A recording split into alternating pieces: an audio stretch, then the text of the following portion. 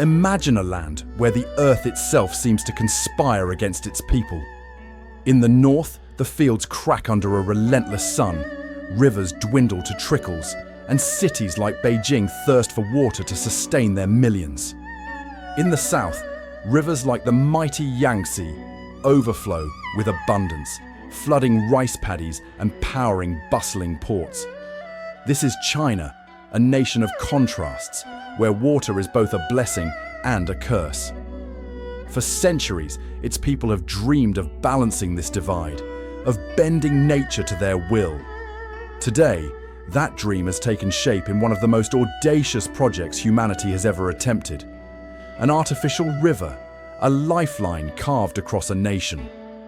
This is the story of the South-to-North Water Diversion Project, a tale of ingenuity, sacrifice, and the unyielding spirit of a country determined to reshape its destiny. Our story begins long ago, in the 5th century BC, when ancient engineers first dared to tame China's waters. They dug the earliest sections of what would become the Grand Canal, a 1,776-kilometer waterway linking Beijing to Hangzhou. This was no mere ditch. It was the world's longest artificial river, a marvel that carried grain, soldiers, and emperors between north and south. Over centuries, dynasties like the Sui and Yuan expanded it, inventing lock gates and pound locks to navigate its heights. The Grand Canal was China's first great water story, a testament to human will. But by the 20th century, it was no longer enough. The north was drying up, its rivers choked with silt, its groundwater sinking lower each year. Something new was needed. A river not just to carry goods, but to carry life itself. Mao Zedong, the revolutionary leader who, in 1952, gazed at China's divided waters and declared, "There's plenty of water in the south, not much in the north. If possible, borrowing some water would be good." His words were simple, but they planted a seed that would grow into a colossal vision. By the 1970s, China's north was in crisis. The Yellow River, once the cradle of Chinese civilization, was running dry, sometimes failing to reach the sea. Beijing, a city of millions, relied on overexploited aquifers, causing the ground to sink. Factories and farms competed for every drop, and dust storms swept across parched plains. The idea of borrowing water became a national imperative. Fast forward to 2002, when China's leaders unveiled a plan so bold, it seemed like something out of myth. They would build not one, but 3 massive canal systems to divert 44.8 billion cubic meters of water, enough to fill 18 million Olympic swimming pools from the south to the north. The South-to-North Water Diversion Project was born, a $62 billion gamble to rewrite the geography of a nation. Picture this: 3 routes, eastern, central, and western, stretching across thousands of kilometers, crossing rivers, mountains, and plains. Each route was a puzzle of engineering, a mosaic of tunnels, aqueducts, and pumping stations. The eastern route would revive the ancient Grand Canal, pumping Yangtze water north to Tianjin.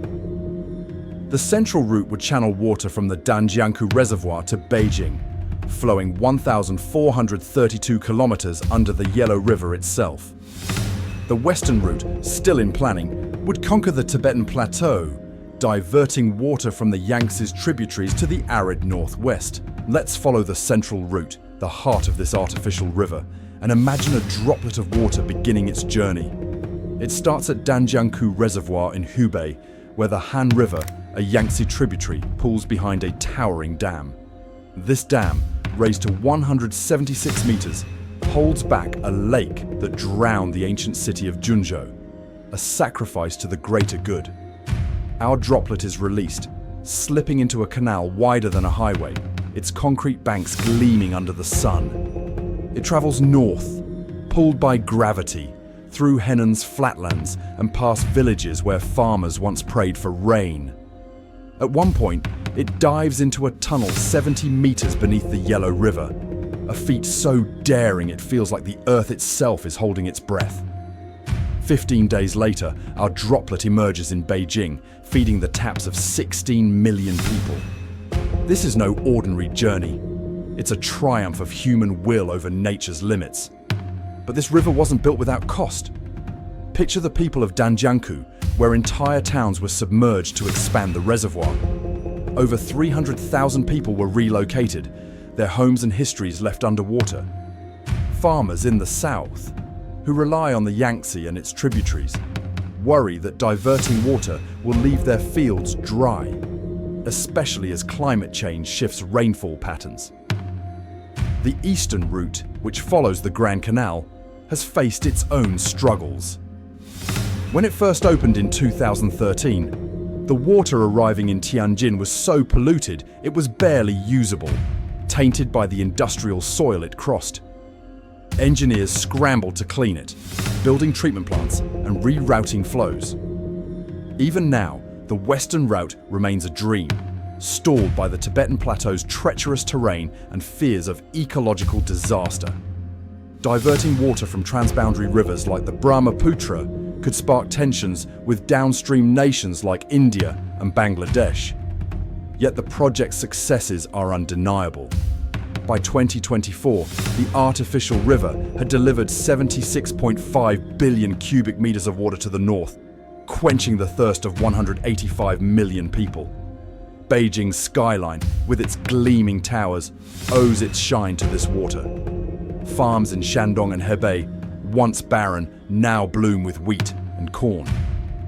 The project has even improved groundwater levels, easing the strain on sinking aquifers.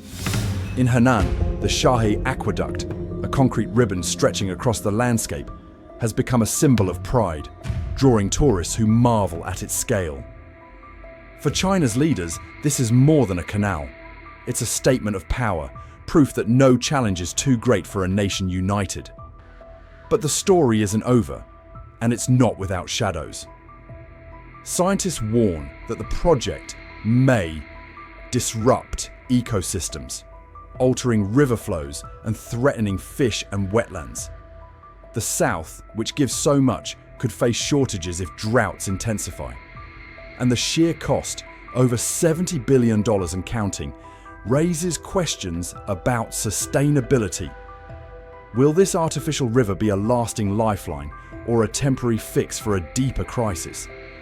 Some look to the sky for answers, pointing to China's Sky River project, which seeds clouds over the Tibetan Plateau to boost rainfall. Others call for conservation, urging cities to use water more wisely. As our droplet settles in a Beijing reservoir, reflecting the city's lights, it carries the weight of a nation's ambitions. The South-to-North Water Diversion Project is a modern epic, a story of engineers who moved mountains, farmers who lost their homes, and leaders who dared to dream of a greener north. It's a reminder that humanity can reshape the earth, but not without trade-offs. Like the Grand Canal of old, this artificial river will shape China's future, carrying not just water, but hope, conflict, and the eternal struggle to balance progress with the planet. And so, the river flows on, a testament to what we can achieve and what we must learn to protect.